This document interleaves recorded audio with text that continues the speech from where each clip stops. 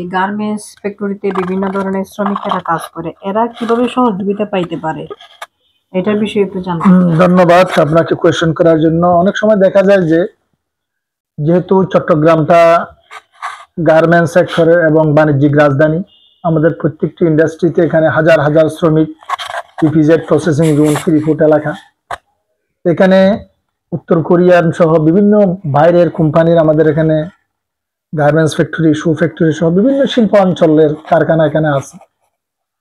সেখানে দেখা যায় যে অনেক শ্রমিকেরা, নারী শ্রমিক, পুরুষ শ্রমিক হোক, অনেক শ্রমিকেরা তাদের অধিকার থেকে বঞ্চিত হয়।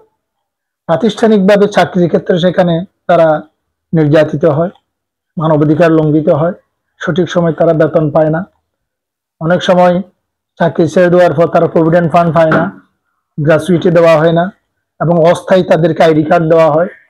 এই প্রসঙ্গে আমরা অনেক গার্মেন্টস শ্রমিককে আমরা লেবার কোডের মাধ্যমে, বিশেষ করে শ্রমিক আইন সহায়তা সেল নামে আদালত ভবন খাতালগঞ্জ, যেটা আমাদের একটা লিগেল, সেখানে শ্রম আদালতে আছে, সেখানে দুইটা বিজ্ঞ আদালত আছে, সেখানে আমরা রেফার করে থাকি এবং বিভিন্ন লিগেল নোটিশের মাধ্যমে তাদের পাওনা সুবিধা যদি বঞ্চিত থাকে তারা আমরা এখানে আদায় করে দেওয়ার প্রয়োজনীয় ব্যবস্থা গ্রহণ করে থাকি।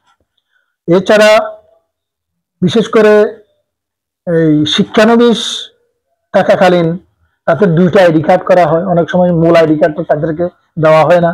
দীর্ঘ 10 বছর 12 বছর যখন চাকরি বয়স বেশি হয়ে যায় তখন তাদেরকে মূল বেতন থেকে, গ্র্যাচুইটি থেকে না দেওয়ার জন্য, পিএফ থেকে টাকা তারা যেন বঞ্চিত হয়, সেই জন্য তারা তাকে সাসপেনশনের ব্যবস্থা করে। তাড়াতাড়ি বেতন বেশি হয়ে গেলে তাদেরকে বরখাস্ত করার চেষ্টা করে। এখানে আরেকটি বিষয় দেখা যাচ্ছে, তার অ্যাপয়েন্টমেন্ট লেটার গুলা সঠিক হয় না, তাদের বেনিফিট গুলা কি বিস্তারিত সেখানে লেখা থাকে না।